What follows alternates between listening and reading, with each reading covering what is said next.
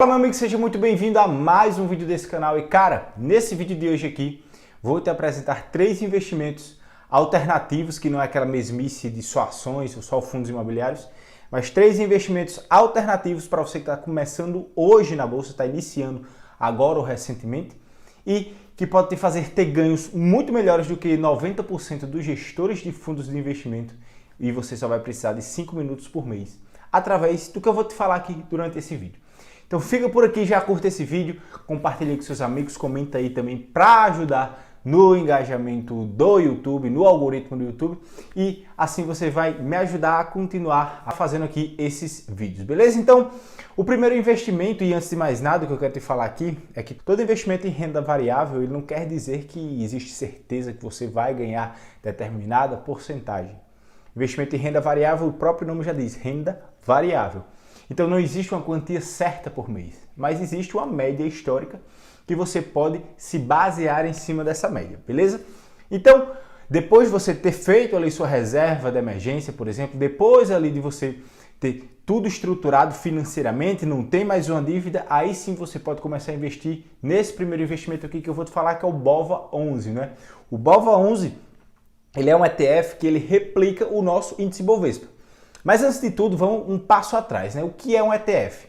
ETF é um fundo de investimento, né, fechado, ou seja, você não simplesmente compra a cota dele, como por exemplo você compra a cota do Alaska Black, sei lá, ou do Fundo Verde, você não compra a cota, mas você compra a cota indiretamente, digamos assim, na bolsa, né? Você vai botar ali BOVA11 do seu home broker. Você vai comprar a cota dele via Bolsa de Valores e não via, digamos, diretamente o gestor. Então, se você está comprando a cota ali de alguém, é porque alguém está vendendo essa cota para você. Ou seja, você não está, digamos, negociando diretamente com o gestor, o administrador lá de um fundo. Você está comprando esse fundo lá na bolsa e cada ETF desse, ele tem um benchmark, ele replica alguma coisa. Então, por exemplo, se a gente pegar o Small 11, ele replica o índice de Small Caps. No caso do BOVA 11, ele replica o Ibovespa. O que isso quer dizer? É que se o Ibovespa subir 10% no mês, por exemplo, o BOVA 11 vai subir 9,9. Essa diferença que geralmente dá são as taxas que são embutidas, geralmente aí os ETFs, eles têm taxas bem menores do que fundos padrões, fundos normais, digamos, fundos ativos de investimento. Ele é um fundo passivo nesse caso, ou seja, ele somente segue ali o que o índice Bovespa vai dar para você e você não precisa pensar muito. Se o índice Bovespa der 10%, saiba que o BOVA11 vai dar muito parecido com aquilo de retorno. Então, a taxa de administração, taxa de performance, nada disso existe nos ETFs, né? Existe além disso uma peculiaridade do BOVA11, que é o BOVA11 ele é um dos ativos mais requisitados para fazer aluguel de ações, ou seja, quando você tem uma ação, você pode alugar ela no mercado e ter uma rendinha a mais anualmente com isso. Não é uma renda absurda, não é? Talvez aí gira em torno de 0,2%, 0,3%, 0,4% ao mês, no máximo. Isso porque quando alguém vai vender a descoberto, como chama, né? O cara vai vender aquela ação, aquele ativo sem ter, ele precisa alugar de alguém que tenha esse ativo no mercado. Você não corre risco nenhum e mesmo assim ainda fica rentabilizando um pouquinho a mais seu capital com, novamente, zero risco. Então, por que o pessoal vende BOVA11? Muita gente, né, já entrando aqui um pouco mais, sendo um pouco mais específico, muita gente quer financiar operações e eles, né, vendem BOVA11. Quando eles vendem algum ativo financeiro, o dinheiro referente àquela venda entra na conta deles e eles podem montar uma conta long, ou seja, eles podem comprar ações com esse dinheiro, não é? A partir daí, né, dependendo da estratégia dele, geralmente long e short, ele pode ganhar uma grana a partir, digamos, do beta dele em relação ao beta, isso já é mais específico novamente do Ibovespa. E eu não quero, digamos, ir além disso aqui para não confundir tanto sua cabeça nesse vídeo, beleza? O segundo investimento que eu posso falar aqui para você é o IVVB11, que basicamente é a mesma coisa do BOVA11, só que ele não segue o Ibovespa, ele segue o índice americano, o SP500.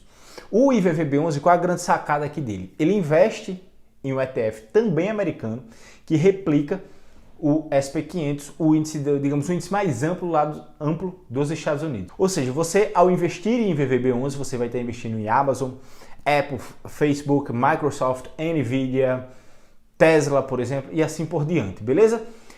Mas a grande questão aqui do IVVB11 e dos ETFs de modo geral é que os ETFs brasileiros, eles não são, digamos, tributariamente benéficos. O que eu quero dizer com isso?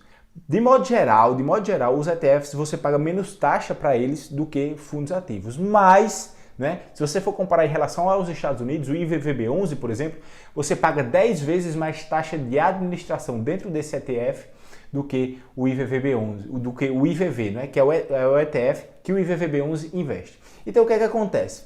O IVVB11 lá, ele investe no IVV e ele te vende aqui um papel, entre aspas, dizendo, ó, você tem cotas do IVV nos Estados Unidos. Não é que você compra diretamente o IVV, você tem um papel te garantindo que caso alguma coisa dê errado, você vai ter isso no futuro, beleza?